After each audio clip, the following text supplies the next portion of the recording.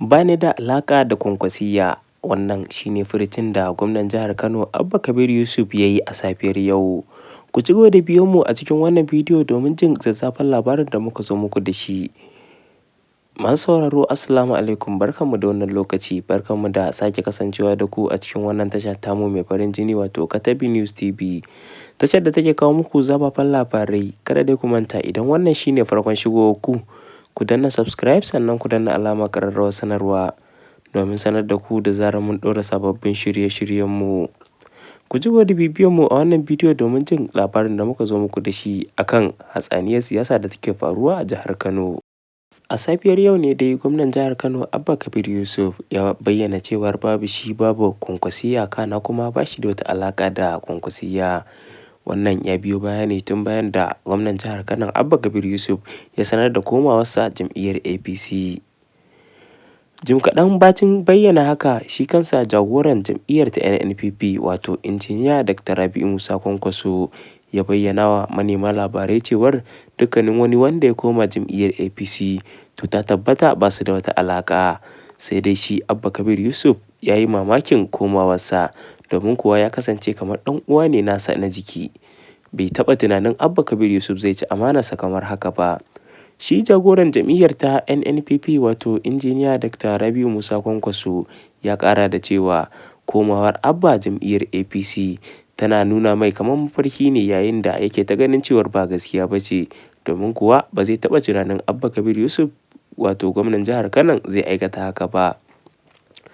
Jagoran jam'iyyar ta NNPP wato injiniya Dr. Rabi'u Musa Kwankwaso ya ƙara da cewa tunda har ta kai ga Abba Kabir Yusuf ya koma jam'iyyar APC, sannan kuma Abdullahi Umar Ganduje da kuma Barau Jibrin Maliya sun ɗaga masa hannu, to wannan alama ce ta cewar ba zai ci zaben shekarar 2027 ba. Domin kuwa tun da ya koma jam'iyyar APC haka ta faru, to tabbas da ƙafafuwansa zai dawo jam'iyyar ta NNPP matuƙar yana son ci gaba da mulkin jihar Kano. Sai dai kuma ta ɓangaren jam'iyyar ta APC sun tsayar da gwamnan jihar Kano Abba Kabir Yusuf a matsayin wanda zai takara a shekarar 2027, sannan kuma sun ce babu wani a jam'iyyar ta APC da zai iya takara da shi. Sun tsaye da shi kaɗai ne, yayin da sanata Barau Jibrin Maliya shi ma ya fito ya shaidar da haka, inda yake cewa dukkanin wasu magoya bayansa waɗanda suke buƙatar Barau ya mulki jihar Kano a matsayin gwamna, to shi yana umartar su da su goya wa gwamnan jihar Kano na yanzu Abba Kabir Yusuf, domin kuwa shi suka tsayar a matsayin gwamnan jihar Kano na shekarar 2027.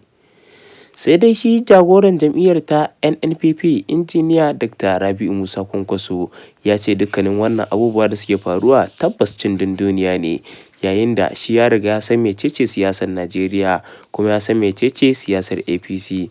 Shi kuma gwamnan jihar Kano Abba Kabir Yusuf da ya faɗa tarkon su, to tabbas zai dawo da kansa ya dawo jam'iyyar ta NNPP, in ji jagoran jam'iyyar ta NNPP wato injiniya Dr. Rabi'u Musa Kwankwaso.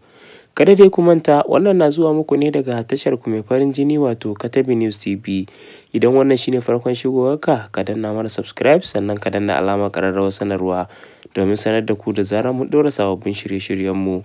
Mun gode da ziyartar wannan tasha tamu mai ɗimbin albarka. Ku ci gaba da bibiyar mu domin jin wasu zafafan labaran.